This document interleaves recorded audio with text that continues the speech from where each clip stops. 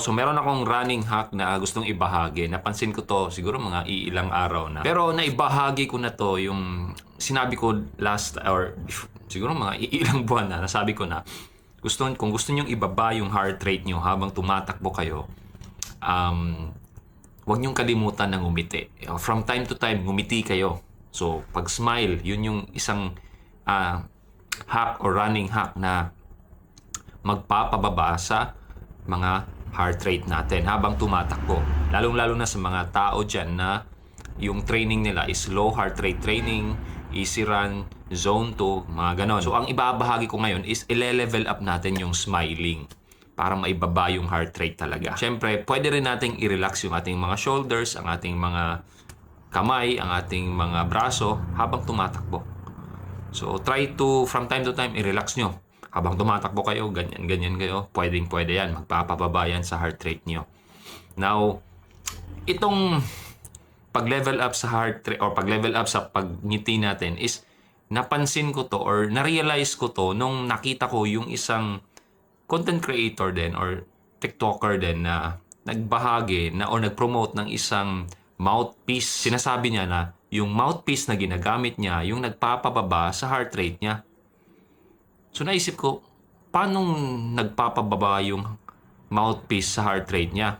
Tapos pinakita niya na talagang bumababa naman talaga yung heart rate niya habang tumatakbo siya. So naisip ko, baka hindi naman siguro talaga sa mouthpiece. Baka may ibang dahilan.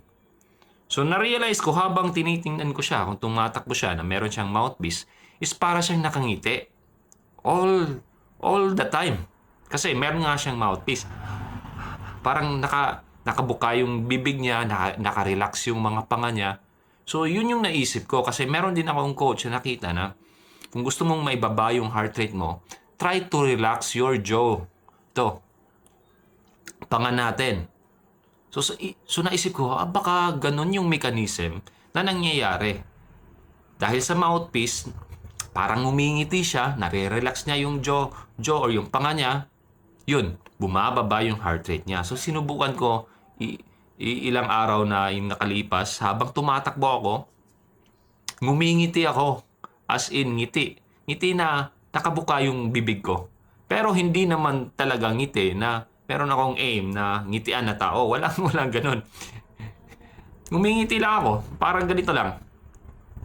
Habang tumatakbo. Pero, during that time, yung breathing ko, ilong pa rin. Breathe in, breathe out, ilong pa rin. Inhale, exhale, ilong pa rin. So, hindi na i-involve yung bibig. Parang pagngiti lang talaga yung ginagawa ng bibig ko.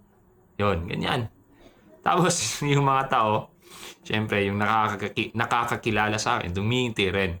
So, part na rin yun na parang nagiging social activity na rin. Pero, yung pinaka-aim ko talaga is ibaba yung heart rate ko. And so far, naging successful. Pero yun nga, kung hindi kabisado or parang baka pagtinginan ka ng tao or baka sabihin ng tao dyan, nasisiraan na yata ng bait yung batang to. Nakangiti na lang palagi. Tapos tumatakbo. Siya lang mag-isa. Anyways, yun yung realization ko. And yun yung gustong ibahagi ko ngayon. Try nyo. And mag-comment kayo sa baba kung successful ba na naibaba yung heart rate nyo habang tumatakbo kayo.